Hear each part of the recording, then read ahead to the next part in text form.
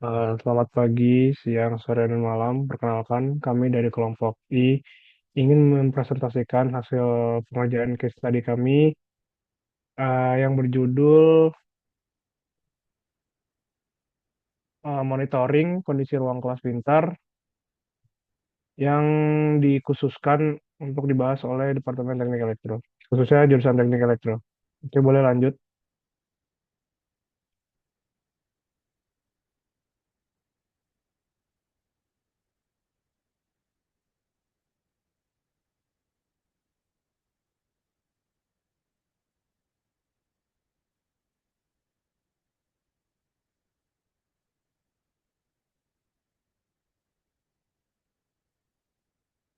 Boleh lanjut, guys. Oke, buat kelompoknya ada saya sendiri dari Dimas Raffi Nugroho, terus ada Kaila Nisa juga, dan ada Rafa Iqbal. Oke, mungkin untuk penjelasan problemnya itu yang pertama, eh, monitoring kondisi ruang kelas pintar yang berlatar belakangnya, yaitu laboratorium dan ruang kuliah di UI kini dilengkapi berbagai sensor, termasuk suhu, kelembapan, dan intensitas cahaya. Untuk mendukung kenyamanan belajar dan melindungi peralatan elektronik, saat ini data sensor dikumpulkan secara manual oleh asisten laboratorium dan dicatat dalam spreadsheet sehingga deteksi anomali membutuhkan waktu dan rentan human error.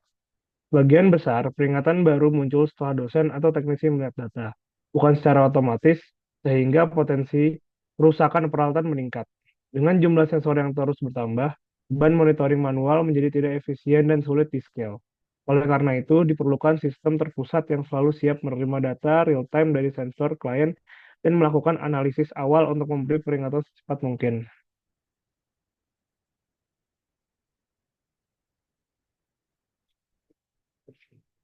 Oke, berdasarkan dari case study tadi, didapatkan beberapa problem sehingga di sini kami memutuskan untuk membuatnya dalam organigram.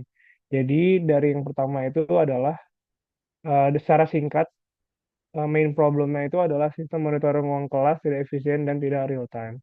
Sehingga terdapat beberapa cabang masalahnya yang pertama ada pengumpulan data tidak efisien, yaitu deteksi anomali terlambat, serta respons lambat. Nah, dari tiga cabang problem ini dibagi lagi menjadi dua dan tiga. Di pengumpulan data tidak efisien, terdapat beberapa cabang lagi yang kita tahu itu sebagai problemnya juga, yang dimana data sensor dikumpulkan secara manual, pencatatan ke spreadsheet round error. Lalu deteksi anomali terlambat, anomali hanya diketahui setelah dicek manual, serta tidak ada sistem deteksi otomatis. Dan yang terakhir, jumlah sensor terus bertambah dan tidak real time.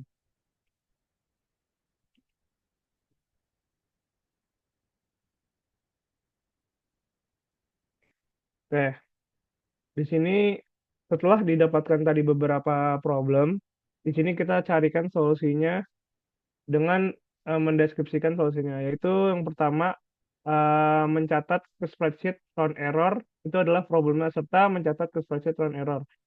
Untuk solusinya yaitu fungsi handle client menerima data sensor otomatis dari klien sensor melalui soket. Terus yang kedua adalah data langsung disimpan ke dalam file text atau save to text tanpa perlu pencatatan manual ke spreadsheet. Di sini berdasarkan dari solusinya kita memasukkannya sebagai implementasi yang ada di kodenya. Lalu yang kedua adalah anomali hanya diketahui setelah dicek manual serta tidak ada sistem deteksi otomatis. Lalu untuk solusinya adalah fungsi save to JSON if abnormal secara otomatis mengecek apakah nilai suhu, kelembapan, atau cahaya melebihi batas abnormal. Lalu yang kedua, bila iya, maka langsung dicetak ke file abnormal JSON. Di sini ada code implementation-nya yang kita taruh di bagian server. Lalu yang terakhir itu tidak real time dan jumlah server terus bertambah. Untuk solusinya, penyimpanan data real time disertai timestamp atau get timestamp yang memungkinkan analisis trend dan history. Yang kedua itu multi-threaded server menangani banyak klien. Di sini ada code implementation-nya. Mungkin boleh di next buat selanjutnya.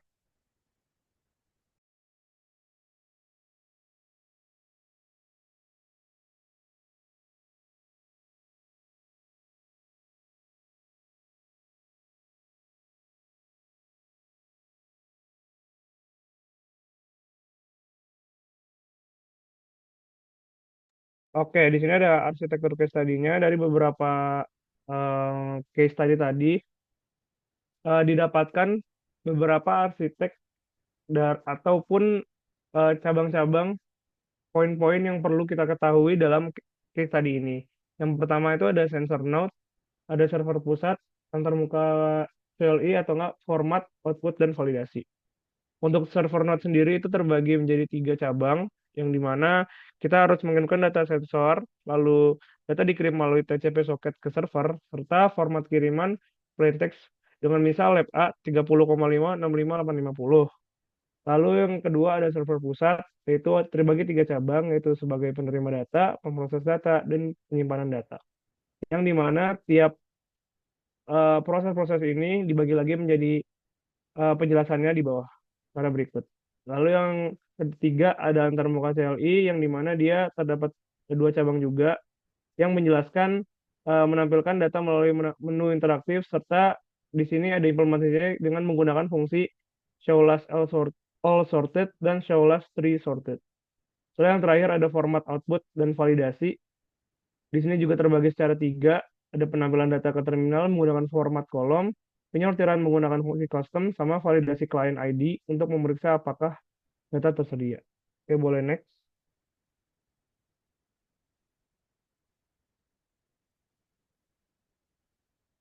Nah, selanjutnya kita akan membahas use case pada problem ini. Jadi, problem ini tuh melibatkan tiga main actors. Ada perangkat kliennya, ada seperti sensor suhu, kelembapan, dan cahaya. Terus ada pusat dan juga ada penggunanya. Nah, perangkat klien ini servernya berkala untuk buat mengukur parameter lingkungan dan mengirimkan data ke server menggunakan koneksi TCP. Nah, terus server gunanya untuk sebagai pusat pengolahan dan penyimpanan data. Jadi saat dia menerima data dari klien, server akan mencatat informasi tersebut ke file text dan juga file biner. Nah, selanjutnya server melakukan early analysis untuk mendeteksi anomali. Nah, terus nanti langsung dicatat dalam file JSON. Nah, server juga dirancang untuk menangani banyak klien secara paralel menggunakan multithreading. Jadi, setiap koneksi klien ditangani dalam threadnya yang terpisah-pisah dan seluruh akses ke data bersama dikelola menggunakan mutex untuk menjamin integritas data. Next.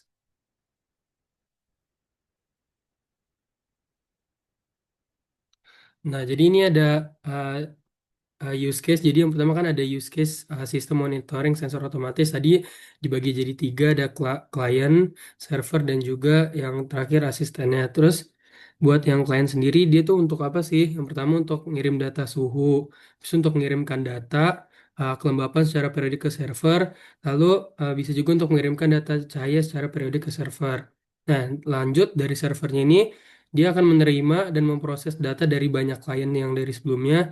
Lalu data akan disimpan ke file biner dan mencatat anomali ke file JSON. Dan yang terakhir, dia akan menyediakan fungsi pencarian dan pengurutan data historis. Dan yang terakhir, asisten laboratorium atau teknisi itu bakal mengakses data historis, bakal mengakses laporannya juga, dan terakhir mengakses data untuk keperluan analisis. Next.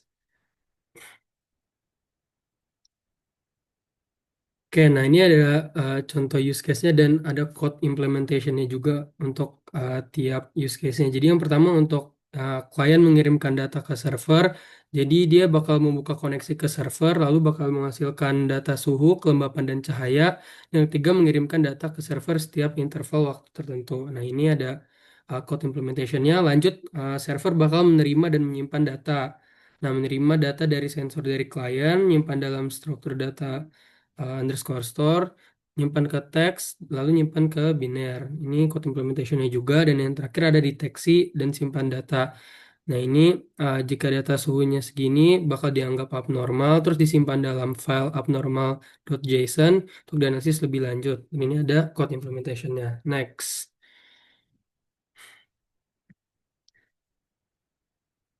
Nah, dan yang terakhir use case-nya dalam gimana sih dia buat nyari dan mengukur datanya tersebut. Yang pertama datanya di sort dulu. Di sortnya based on ascending dan descending berdasarkan timestamp-nya. Nah, di paling kanan ini juga ada code implementation-nya. Dan yang kedua, data terakhir dari semua klien. Nah, jadi data paling akhir dari tiap klien lalu disimpan ke latest underscore data lalu diurutkan. Nanti juga bakal menampilkan hasil dari terminalnya. Dan yang terakhir, di print untuk format tampilan tabel. Jadi mencetak satu baris dengan format seperti ini. Nah, dan ini ada code implementation-nya juga. Oke, next.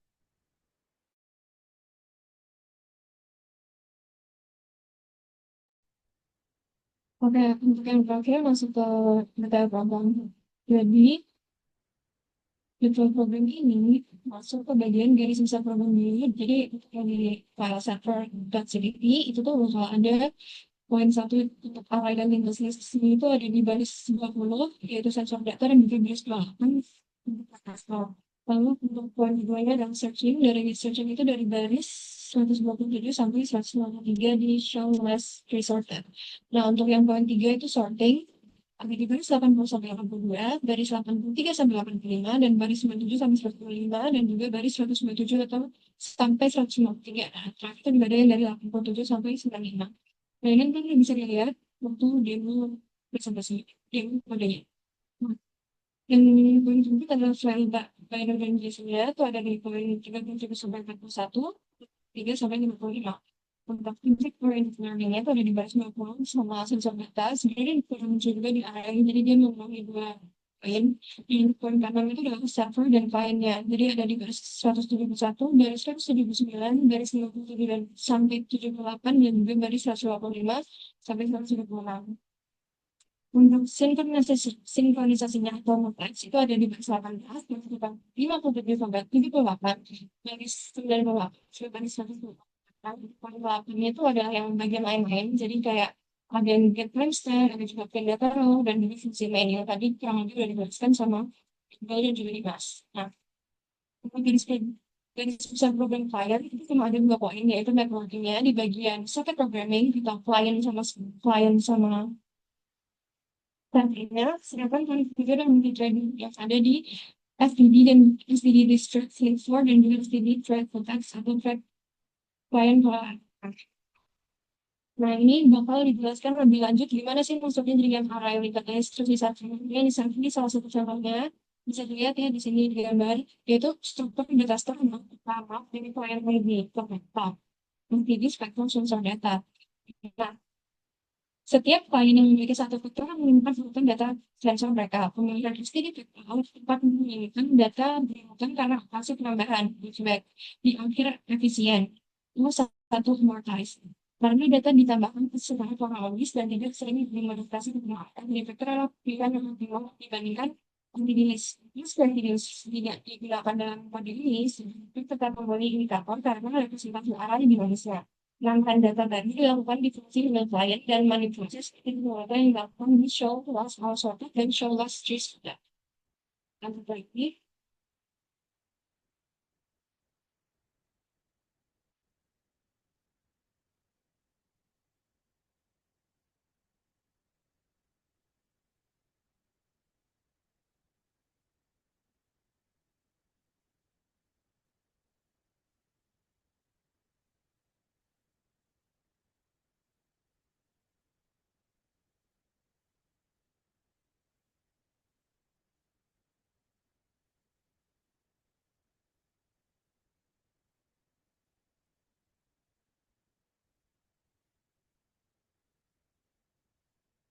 pengenalan tadi error.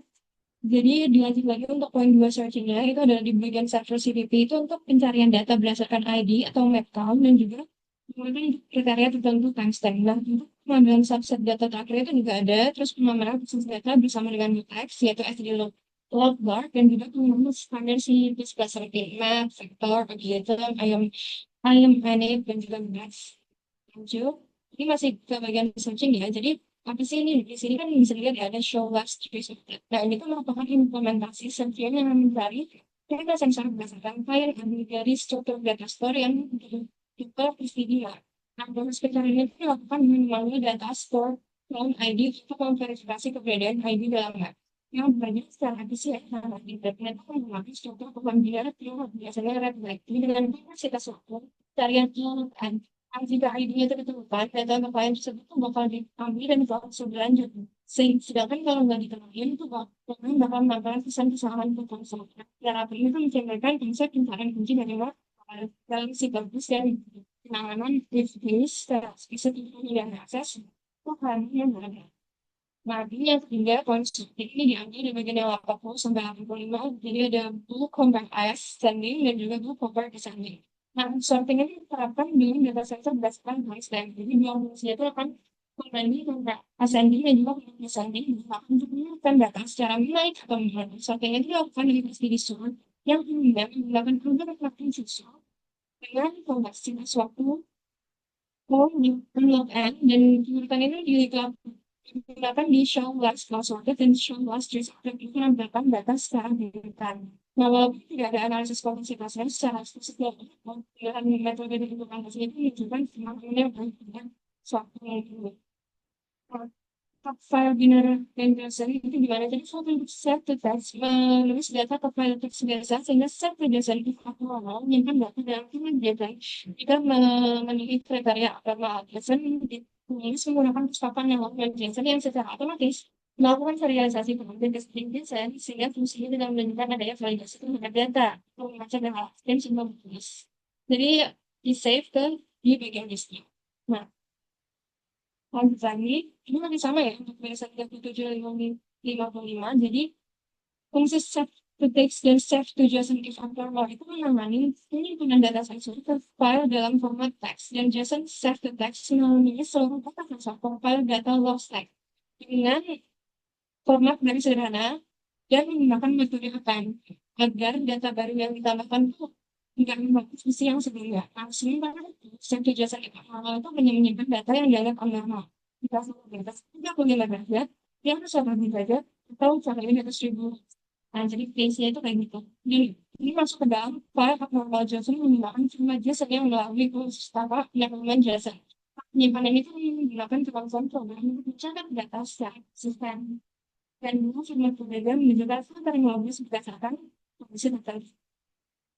Oke, lanjut ke poin kelima, yaitu file atau object oriented learning. Jadi ini diambil dari yang tadi struct sensor data. Nah, sensor data itu merepresentasikan satu entitas sensor yang terdiri dari berbagai properti seperti client ID, timestamp, temperature, humidity, dan lain. Jika instruksi siklus secara default memiliki sebuah data yang bersifat publik, jadi nggak harus seperti kelas. Kemudian di sini itu merupakan bentuk dari output karena menyatukan data-data terkait yang dalam satuan bekerja. Kemudian kita cairkan data dalam struct ini, fungsi-fungsi lain yang dalam program ini dapat memanipulasi objek, sedangkan data sebagai satu satuan body sehingga membuat kode lebih mudah. Dan berkembang. Jadi software ini dikembangkan lebih lanjut menjadi code dengan metode member text structure control sense untuk memanfaatkan teknologi secara halus seperti abstraction, encapsulating, dan data. Poin ke-6 server client. Jadi di servernya kayak gini, di clientnya kayak gini. Jadi ada dua ya. Itu gimana sih? Jadi fungsi store server itu untuk membuka koneksi dengan klien. Setiap klien itu khusus dengan klien. Nah, ini bakal menjalankan kirim data ke server menggunakan socket. Komunikasinya berbasis TCP atau reliable stream dengan koneksi yang dipertahankan. Nah, arsitektur ini memiliki indikator untuk klien. Jadi sih komunikasinya masih terus sederhana. Ini poin lagi nih dari servernya sendiri gimana sih? Jadi fungsi klien itu menerima data menarik dari klien menuju software. Data yang diterima itu akan diubah jadi sensor data dengan informasi sensor dan timestamp. Untuk sih lebih apa itu? Pengaman set data itu agar data itu nggak jadi korup setelah diakses banyak thread. Jadi data kemudian disimpan ke file dan JSON jika nah, koneksi klien ke socket gitu tuh memungkinkan server melayani banyak klien secara paralel dengan thread yang bisa. Nah, untuk multi readingnya ini juga banyak banget ya salahnya. Jadi server itu menggunakan PCD track dedicated data untuk memproses setiap koneksi klien pada track yang bisa. Sehingga server itu tidak menangani banyak klien secara paralel tanpa blocking. Jadi namun berbangun karena semua thread itu dapat mengakses dan mengidentifikasi data secara bersamaan. Dibutuhkan mekanisme sinkronisasi agar kita konsisten dalam kondisi balapan. Jadi kalau di balapan banyak itu masih bisa jalan.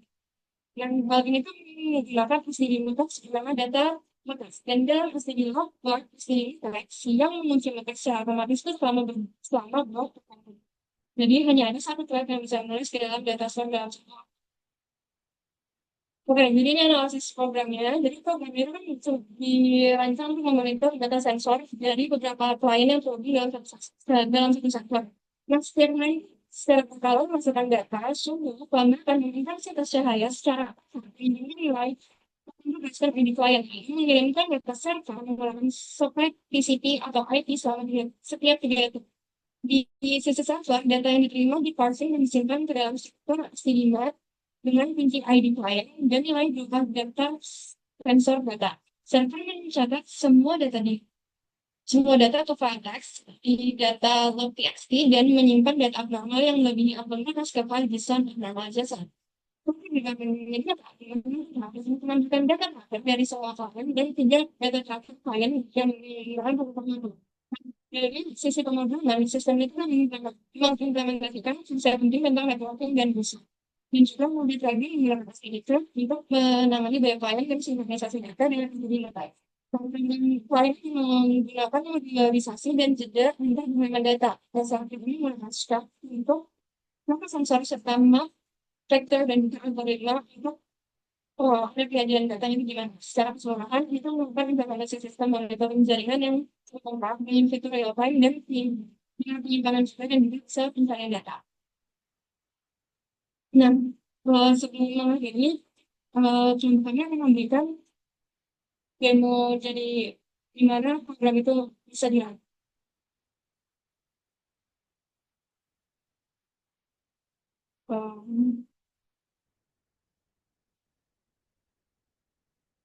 Oke, udah kelihatan ya? Halo? Kelihatan nggak? Oke.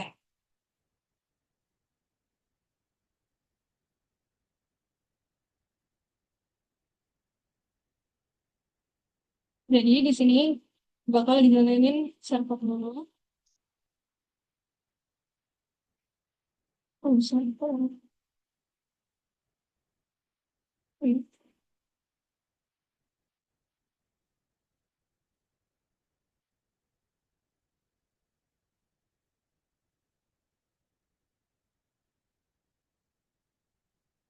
Oke, karena di sini error, jadi langsung menggunakan file text-nya aja. Jadi ini, hmm,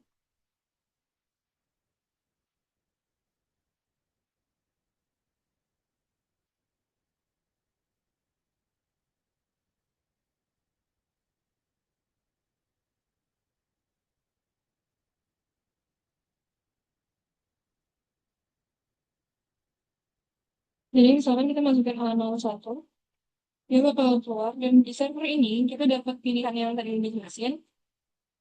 Eh, kita pilih pilihan satu aja, kalau ini pilihan satu. Lalu kita bisa pilih 3 untuk ID 01. Itu bakal keluar juga. Nah, ini kliennya itu bisa dibuka berapa kali, jadi bisa dibuka sampai sekarang mau sampai berapa kali pun bisa dibagi layar terus atau di new terus. Nah, itu dia hasil demonya.